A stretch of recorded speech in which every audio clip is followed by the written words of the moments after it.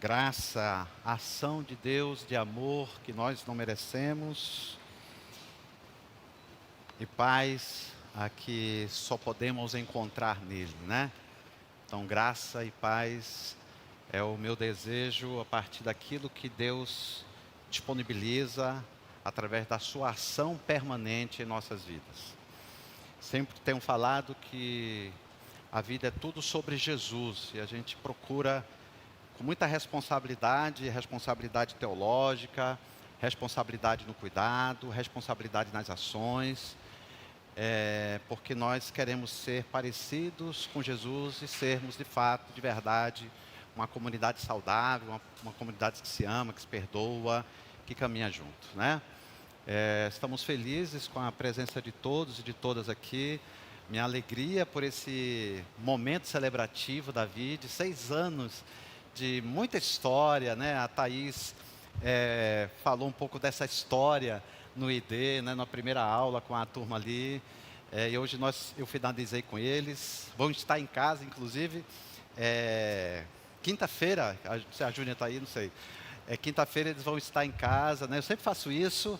Deu uma paradinha, mas vamos retornar. Toda pessoa que frequenta, faz o ID, termina o ID, tem esse momento pastoral na minha intimidade da minha família, intimidade da minha casa, né?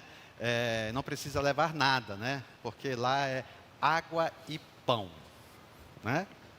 Tá ouvindo, né? Então é uma gratidão nossa alegria, gente, de receber pessoas novas na nossa comunidade, que busca ser essa comunidade que ama as pessoas, né? Então, minha alegria, eu gravei um videozinho, colocamos na internet, aí no Instagram da Vide. A minha gratidão, né? A Vide, comecei na Vide não como pastor, mas como membro, porque eu entendia que era uma comunidade saudável, né? E aí, a partir disso, Deus abriu um novo caminho para eu me tornar pastor, né? O Ronde, que era o pastor daqui, o primeiro pastor, né? Eu sou o segundo, né? Vai ficar na história aí o segundo, o primeiro, o segundo. Depois do 15º, ninguém lembra mais, né? Mas o Ronde está lá em São Paulo, no Rio de Janeiro, né? Rio de Janeiro, na Rede Macaé, servindo ao Senhor lá na comunidade. Estou feliz pela vida dele, juntamente com a Juliana e os meninos, tá? Bom, gente, temos conversado sobre Deus não é o seu ídolo. E isso é algo, como eu falei domingo passado, na abertura dessa série, algo que tem mexido muito comigo, porque na minha jornada cristã, na minha caminhada com Jesus, sinceramente, em muitas situações, na minha relação com Deus, era uma relação como se fosse um ídolo. Já como pastor, algumas vezes, não foram muitas, mas poucas vezes, eu ensinei a igreja e, de certa forma, poderia ter uma conotação ou uma compreensão de que Deus era esse Deus que estava se movimentando sempre para mim, para alcançar os meus desejos, para alcançar as minhas vontades, para cuidar de mim. Eu sei que Deus cuida de nós, mas a relação que muitas vezes nós estabelecemos com Deus é uma relação de Deus me socorre, Deus me ajuda, Deus me abençoa, Deus faz isto por mim, Deus que eu seja aprovado no concurso e aquele não, né? E a relação com Deus termina aí. E as nossas conversas com Deus acabam ali. Então eu queria trazer aqui algumas provocações para que saiamos daqui provocados. E a minha oração nesta manhã é que possamos sair daqui angustiados, no sentido de: Senhor, tem misericórdia de mim. Mas antes de falarmos sobre Deus, precisamos admitir com muita honestidade, gente, que muitos aqui de nós aprendemos a usar Deus sem antes nos relacionarmos com Ele. Talvez o maior desafio da fé cristã hoje não seja crer em Deus, mas desconstruir, desaprender acerca deste Deus funcional, deste Deus utilitarista, deste Deus que está sempre em movimento para me atender, e não para me buscar com sua graça e amor, para a sua presença, e desta presença, adorarmos, a partir da sua soberania, a partir da sua santidade, e nesta presença aprendermos mais sobre Ele, e a partir disto, gozarmos da sua presença. E isto não tem nada a ver, nenhuma relação com eu usar Deus para atender os meus propósitos, os meus desejos. Esse Deus foi apresentado muitas vezes para nós assim. Foi apresentado para alcançar os nossos, para atender os nossos desejos, para suprir as mais diversas necessidades, para nos dar estabilidade emocional, e por que não proporcionar felicidade? Afinal, vivemos num mundo muito turbulento. Então, eu quero começar aqui fazendo algumas perguntas iniciais. Como sair de um lugar? Como saímos deste lugar em que muitas vezes fomos reforçados com discursos, com comportamento religioso? Como sair desse lugar que fomos reforçados a enxergar Deus como um recurso mais valioso para realizar os mais profundos desejos? Como sair agora deste lugar? Buscamos a Deus, ou buscamos aquilo que Ele pode nos proporcionar? Quando oramos, buscamos uma relação com Deus, ou nesta oportunidade de estarmos em contato com Ele, estamos ali para argumentar ou convencê-lo que os nossos pedidos são de fato verdadeiros, importantes e, portanto, precisam ser atendidos, supridos.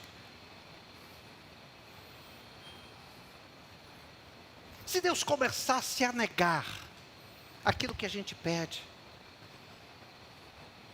aquilo mais profundo, o mais profundo das nossas necessidades, as coisas mais vitais para a sobrevivência humana, se Deus começasse a negar isso para nós, será que ainda assim o seguiríamos? Será, gente? Que Deus é esse que nós servimos? E essa é a pergunta-chave. Quem é Deus de verdade para nós? Quem é Deus de verdade para você, para mim? Quem é esse Deus? Porque a resposta a essas perguntas que eu lancei aqui para você, define de fato, de verdade também, se estamos adorando a Deus, ou se estamos transformando Deus no ídolo. E transformar Deus em ídolo é o quê? Idolatria. Eu queria voltar a ler o texto de Deuteronômio, NVT, capítulo 5, versículo 6. Nova versão internacional, tá? NVT, tá? Não é uma referência bíblica não, tá? Deuteronômio 5, 6. O que é que diz aí? Vamos ler juntos? Vamos lá? Acompanha aqui a gente. Eu sou.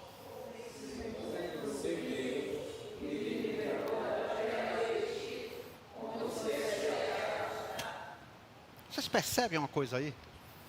Antes de qualquer mandamento, antes de qualquer ordenança,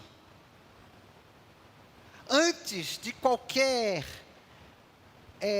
recomendação, Deus se apresenta como revelação. O que é que diz o texto? Eu sou o Senhor. E este eu sou o Senhor nos remete a quem? A Jesus. Eu sou o caminho, eu sou a verdade, eu sou a vida, eu sou a ressurreição, eu sou quem sou. Este eu sou aí é o nome mais santo de Deus, que inclusive os religiosos não falavam, não pronunciavam, porque era o nome santo Yahvé, o tetragrama, o nome mais santo de Deus. Deus se apresenta a esta comunidade como eu sou. Não apresenta mandamentos, não apresenta ordenanças, ele se revela. Se revelou lá, se revelou em Jesus e continua se revelando na sua palavra. Quantos podem dizer amém por isso? E aí, antes de estabelecer um mandamento, ele traz este povo para a consciência. Diz Migloranza, no seu livro, Deus não é o nosso ídolo. É a consciência que ele traz. Antes de exigir obediência, ele estabelece uma consciência. Olha, eu quero me apresentar para vocês, para que vocês tenham uma consciência de quem de fato eu sou. Eu sou o Senhor, seu Deus, que te tirou da terra do Egito. Então, olha, vocês saíram de lá, e aí Deus apresenta 3 coisas importantes para que eles aprendam. Vocês não são autossuficientes. Aliás, o povo de Israel, naquele tempo, era, como dizia meu amigo Chaves, é a gentalha daquela época. Gentalha. E Deus lhe dá uma importância a esse povo. Olha só, presta bem atenção que eu vou falar para você. Não importa se alguém falou, o que alguém falou sobre você. Não importa o que alguém construiu sobre você. Não importa como as pessoas te enxergam. Não importa que conceito as pessoas já formularam sobre você. Não importa, inclusive, a história de fracassos que você tem. O mais importante é que Deus continua se revelando, e se revelando em amor, através de Jesus Cristo nosso Senhor. Então não existe autossuficiência. Quando existe autossuficiência, não existe graça. Quando existe autossuficiência, não existe a presença divina se revelando como Deus e Senhor. Não existe. Vocês foram escravos. Vocês foram escravos. Mas eu sou o Senhor, seu Deus. Então percebe só uma coisa. Quando Deus se revela a esse povo, Deus não se revela pedindo a este povo esforço, dedicação, aplicação. De repente, tudo que de repente a religião tenta reconstruir. Eu sempre digo que Jesus desconstruiu 3 paradigmas: o paradigma do lugar, o paradigma da pessoa e o paradigma do dia. O paradigma do lugar, onde é que Deus habita, gente? Hã? Aqui, ó. Estava falando com o pessoal do ID que Jesus cabe. Esse é um milagre de um Deus que se interessa por nós. Jesus cabe dentro das minhas imperfeições. E eu não estou dizendo que Jesus se ajusta às suas imperfeições. Ele cabe dentro de você, apesar das suas imperfeições. Paradigma do lugar.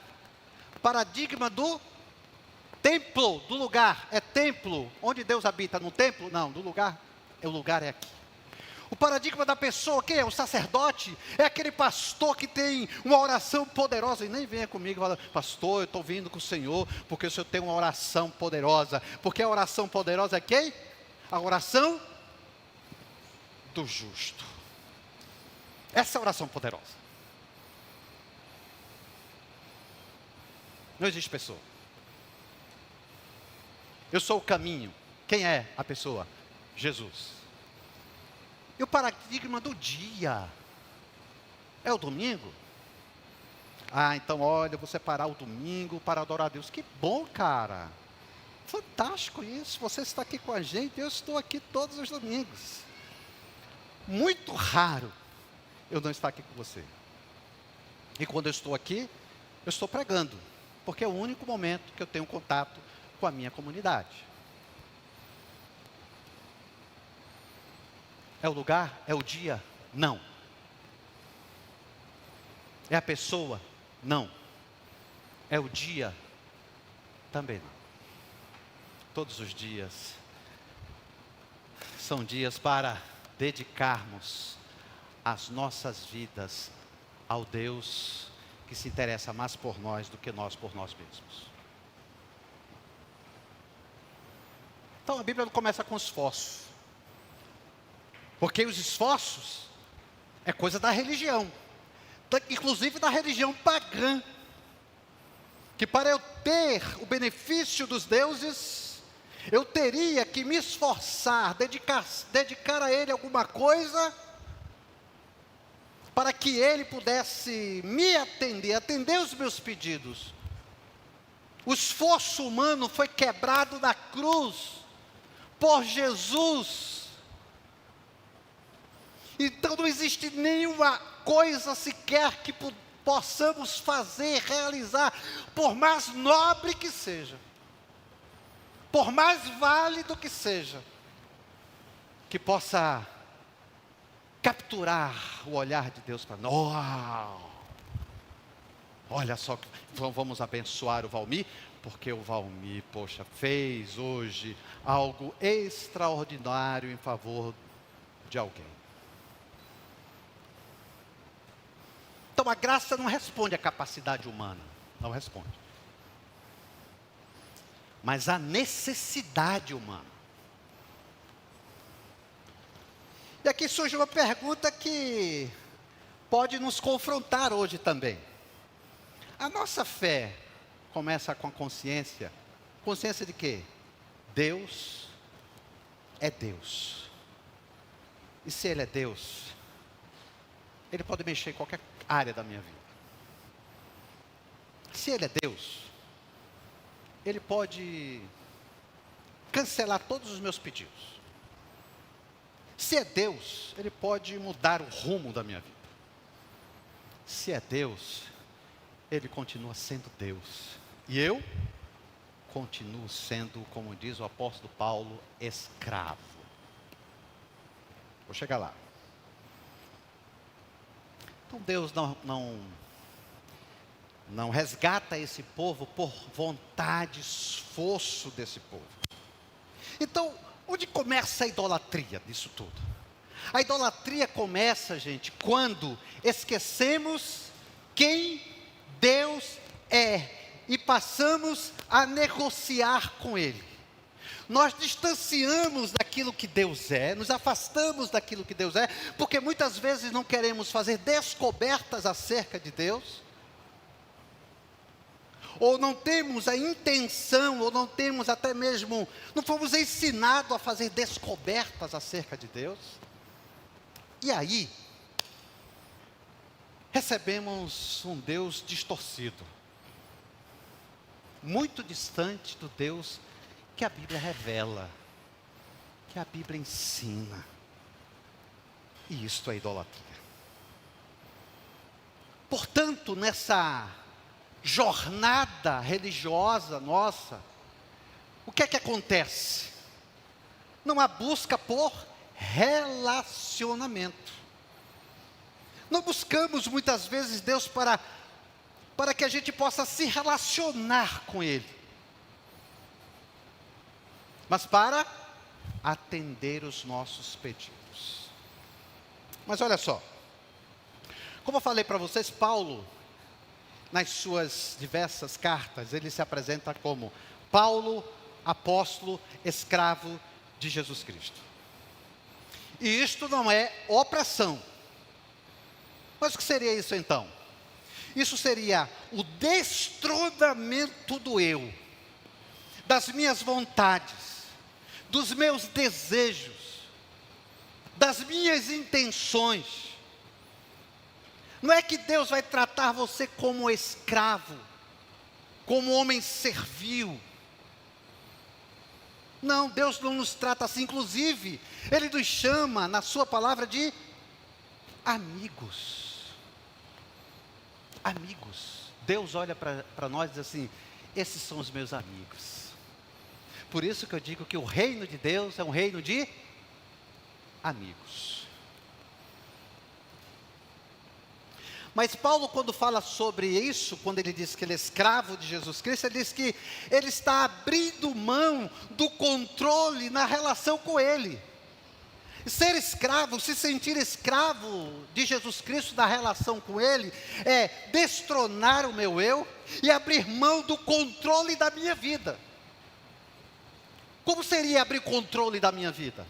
É entender, diz, isso aqui é o melhor para a minha vida. O fato de você falar assim, isso aqui é o melhor para a minha vida, isso aqui eu vou investir a minha vida. Cara, veja bem, não tem nenhum problema você investir em coisas. Mas saiba que você não está no controle. Quando você entende que você está no controle, você já destronou Deus. Quando você pensar que você está no controle, você já está nesta relação, entre aspas, com Deus, numa relação entre você e um ídolo.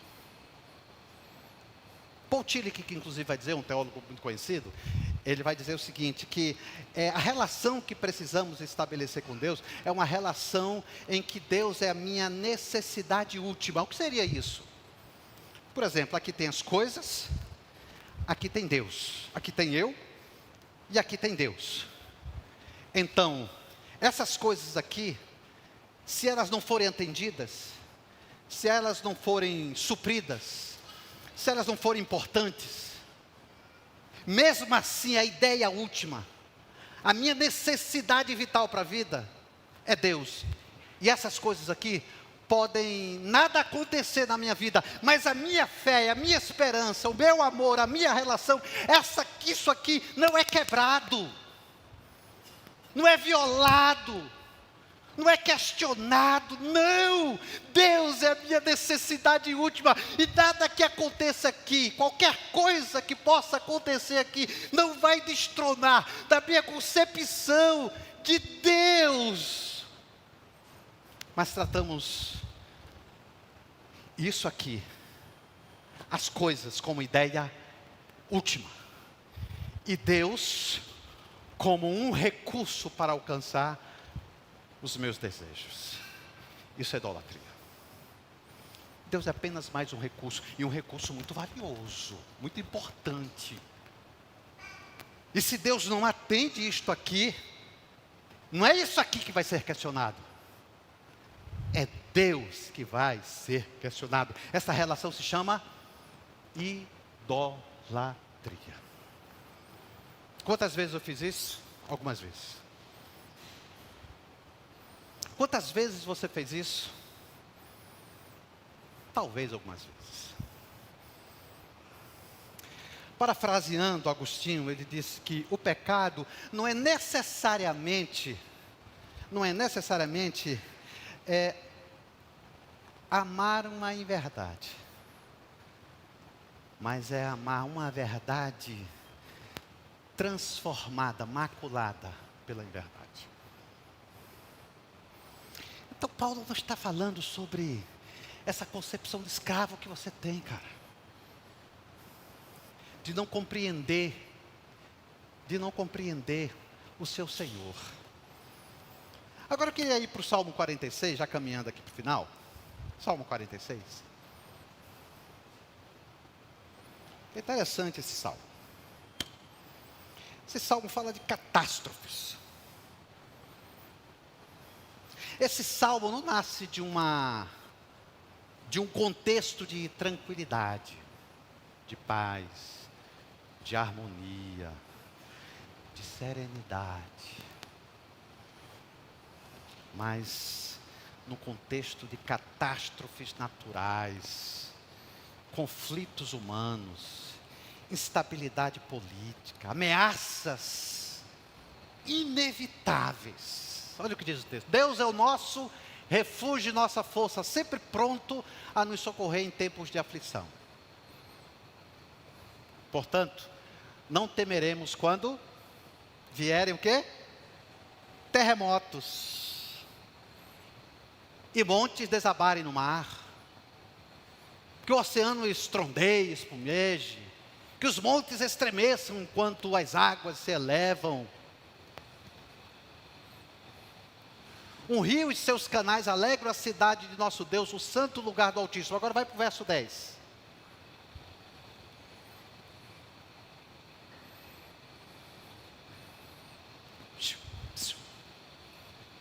Aquietai-vos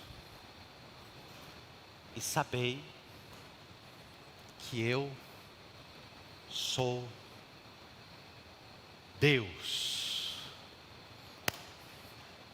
Interessante, né?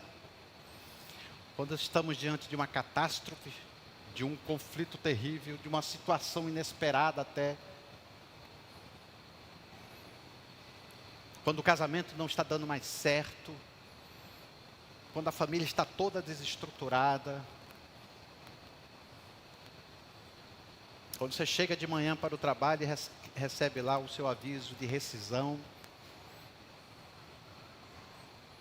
quando você faz o exame e recebe lá o diagnóstico e diz assim: caracas, o que é que eu vou fazer agora? O que vai ser da minha vida? Eu preciso agir rapidamente. Não é verdade? Diante do caos, nós fomos ensinados a agir rapidamente. Precisamos tomar uma atitude o mais rápida possível. Não. O texto nos surpreende. O texto de Salmo 46 nos surpreende. Deus não convoca nenhum de nós para a ação. Diante do caos estabelecido, Deus não nos convoca para uma ação imediata. Deus não convoca nenhum de nós para o controle imediatamente.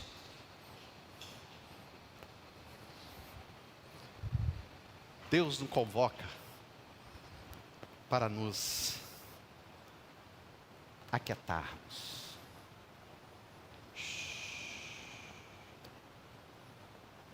E aquietai, vem do verbo hebraico, que significa abandonar, largar, soltar. Diante do caos, não é pegar. Diante do caos é soltar. Soltar significa, cara, renuncia a isso. Cara, abre mão disso. Abre mão dos teus esforços.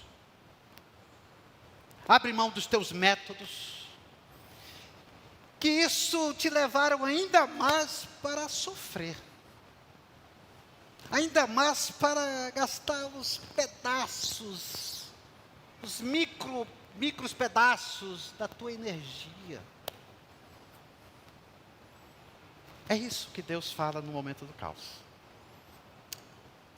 Mas eu queria, aqui ainda tem um tempinho, Mateus capítulo 5, versículo 3. Mateus 5, 3. Mateus 5, 3 e Mateus 11, 28. 5, 3, Mateus 11, 28. Copiou aí? Felizes os pobres de espírito. Ok? E aí o 11, 28 é: venham a mim todos vós que estão cansados e sobrecarregados. Ser pobre de espírito, o que é, gente? Não tem relação com a sua quantidade de bens, com o acúmulo de coisas que você é capaz de fazer. Não. Pobre de espírito significa a sua consciência de dependência. Ó. Senhor, eu sou inteiramente, completamente, integralmente dependente de Ti. Isto é ser pobre de espírito. Onde você vê dependência na sua relação com Deus? Onde você consegue enxergar isso? Vinde a mim todos que estás cansados e sobrecarregados. Cansado é aquele que fez muito esforço, muita energia investida. E aí quando acontece isso, a pessoa está prestes a desistir. Desistiu, entrega os pontos. Não dá mais. Não consigo mais, não dou conta mais. É o fim da minha vida, é o fim da minha existência. É o fim do meu caminho.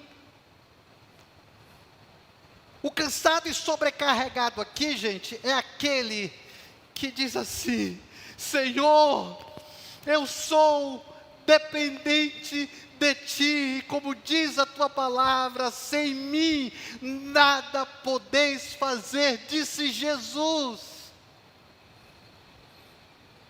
Sem Deus não somos nada. Nada. Então sabe o que Jesus fala nesse texto aí sagrado? Sabe o que ele fala? Ele diz assim, ó: abandone. Olha, não faça mais força. Entregue. Se tranquilize. Quando abandonamos nossos métodos e reconhecemos nossas fraquezas, abrimos, gente, o espaço. Aí que começa tudo. Um espaço para conhecer Deus. E quando começamos a abrir esse espaço da dependência, primeiramente da consciência, segundo, da dependência, terceiro, de, olha, não dá mais, não dá mais. Aí, abrimos o espaço para Deus se mostrar. Deus se mostra. E quando Deus se mostra, Deus se revela. Quando Deus se revela, nós descobrimos quem é Deus. E saímos do lugar de tratá-lo como ídolo. E passamos a tratá-lo como Deus. E por último, aquietai-vos e sabei. Saber diz respeito à relação sobre aquilo que você já sabe sobre Deus? Não. O saber na concepção hebraica é admitir, é confessar, é reconhecer os limites. É isso. Então olha só, quando os hebreus falavam sobre conhecimento, ele estava falando o seguinte: você precisa conhecer Deus teoricamente. Isso aqui, ó. Você precisa conhecer o que diz a Bíblia. Você precisa conhecer o que a palavra nos fala. Você precisa conhecer a revelação de Deus. Você precisa conhecer as Escrituras. Você precisa conhecer. Mas só conhecer, você não tem relacionamento. Se não tem relacionamento, não tem experiência. Você pode conhecer Deus, saber muito mais sobre Deus do que eu ou qualquer outra pessoa aqui. Você pode. Sabe aqueles devocionais? E a gente vai lá, descobri algo sobre Deus. Que algo interessante isso, que legal. Como é importante saber isso. É importante, não estou desprezando o seu conhecimento acerca de Deus. Isso não será suficiente. Mas quando você olha, faz o seu devocional lá, abre sua Bíblia, diz: caramba, Senhor, me ajuda a viver isso na prática. Eu quero ter a experiência de viver isso aqui. Eu quero ter a experiência de um relacionamento contigo. Eu quero ter essa experiência. É isso.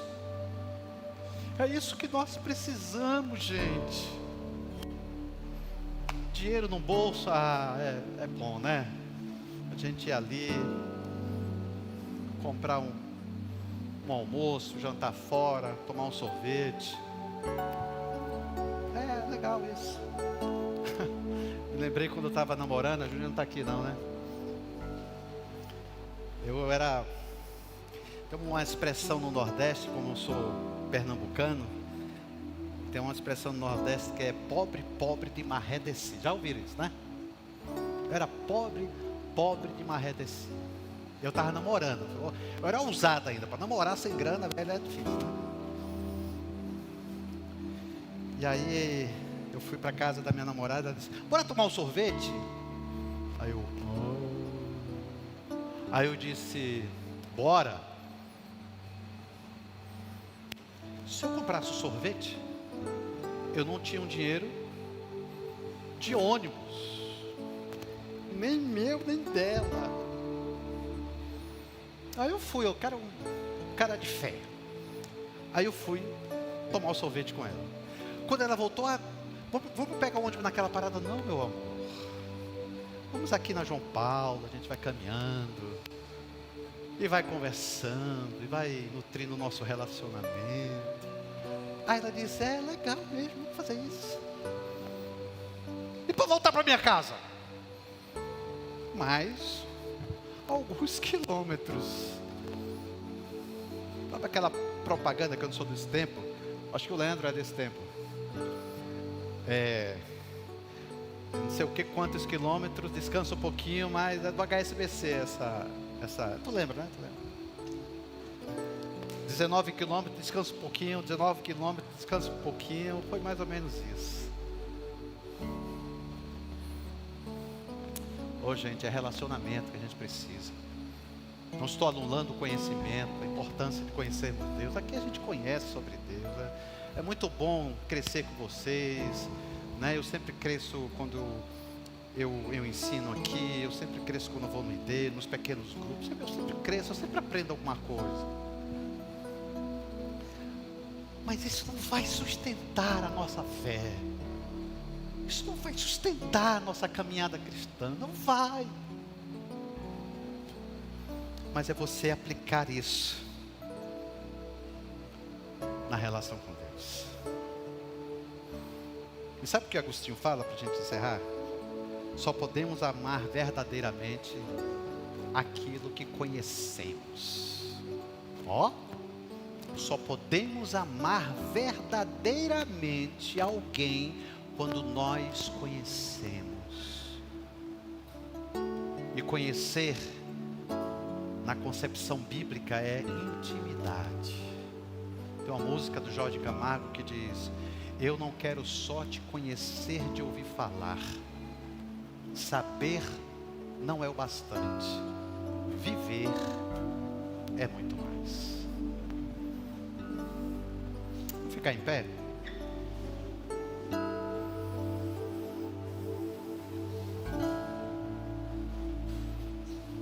Minha palavra final: aquietai-vos, abra a mão e sabei que eu sou Deus, porque eu sou o Deus que te tira da escravidão.